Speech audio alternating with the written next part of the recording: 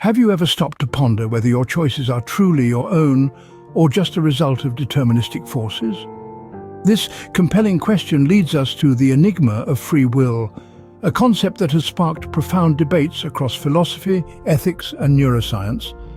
At the heart of this mystery lies the belief that we as individuals have the capacity to make choices free from deterministic forces or external influences.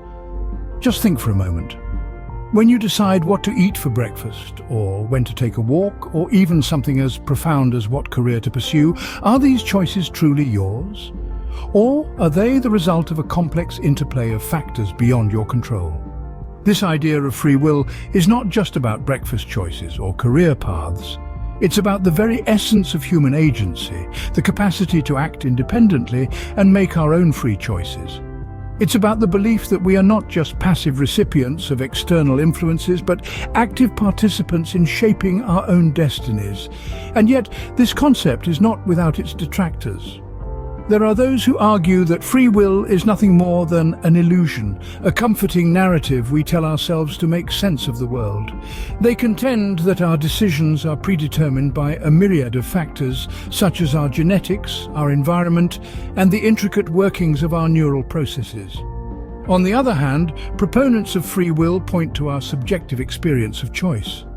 They assert that our consciousness grants us the ability to deliberate, to weigh the pros and cons, and to ultimately exercise our autonomy. As we delve deeper into the intricacies of the brain with advancements in neuroscience, the elusive nature of free will becomes even more fascinating. It's an ongoing dialogue, an unresolved facet of human inquiry that continues to captivate our collective imagination. So this brings us to a crossroad of perspectives. Is free will an illusion or a reality? Scene script. Let's delve into the perspective that views free will as an illusion. Imagine a world where every decision, every choice, is not the result of your conscious deliberation, but rather a complex interplay of genetics, environment, and neural processes. This is the world as seen by those who argue that free will is an illusion. Think about it. When you decide to reach for a cup of coffee, is it really a choice? Or is it the culmination of a series of events, some visible and some hidden, that have led you to this precise moment? Perhaps your genes, your upbringing, and even the arrangement of neurons in your brain have all conspired to make this choice inevitable. The illusion perspective suggests that we are not truly the authors of our actions. Instead, we are more like observers, passengers on a journey that's already been charted out for us. Our consciousness in this view does not control our actions, but merely witnesses them. This perspective raises intriguing questions about the nature of our identities and our moral responsibilities. If our decisions are predetermined, then who are we? Are we just the sum of our genes, our environments, and our neural processes? And if we don't really make choices, then how can we be held accountable for our actions? Yet, not everyone agrees with this view. Critics argue that it oversimplifies the complexities of human behavior and consciousness. They contend that while genetics, environment, and neural processes undoubtedly influence our decisions, they do not dictate them. We are not mere puppets pulled by the strings of our biology and circumstances. The illusion perspective is a fascinating lens through which to examine the enigma of free will. It challenges our intuitions about choice and responsibility, pushing us to question the very nature of our existence. But what if consciousness is not merely a spectator? What if it plays an active role? Now, let's explore the counter-argument that asserts free will as a reality. Picture yourself standing at a fork in the road. To your left is a path that leads to a tranquil forest. To your right, a bustling cityscape. You find yourself grappling with the decision of which path to take. This is the essence of free will, the ability to make a conscious, independent choice, uninfluenced by deterministic forces or external influences. Those who advocate for the existence of free will emphasize the subjective experience of choice. They argue that our consciousness allows us to deliberate, to weigh the pros and cons, and ultimately to make autonomous decisions. But what does this mean in practice? Imagine you're at a cafe deciding between a cappuccino and a latte. You ponder the options, taking into account your mood, your taste preferences, even the weather outside. Eventually, you make a choice. This process of deliberation and decision-making, proponents of free will argue, is a testament to our ability to exercise autonomy. This viewpoint also underscores the idea of human agency, the belief that we are active participants in our lives, shaping our destinies through our choices and actions. From choosing our careers to deciding who to marry, these advocates argue that we are not simply puppets on a string, but agents of our own fate. But what about consciousness, you might ask? The role of consciousness, according to this perspective, is pivotal. It's the command center, the driving force that enables us to think, reflect, and choose. Our consciousness is the seat of our autonomy, allowing us to deliberate and make decisions that are not preordained by genetics or the environment. Yet while this perspective is compelling, it does not close the debate. The question of free will is complex and multifaceted, interwoven with intricate aspects of metaphysics, ethics, and neuroscience.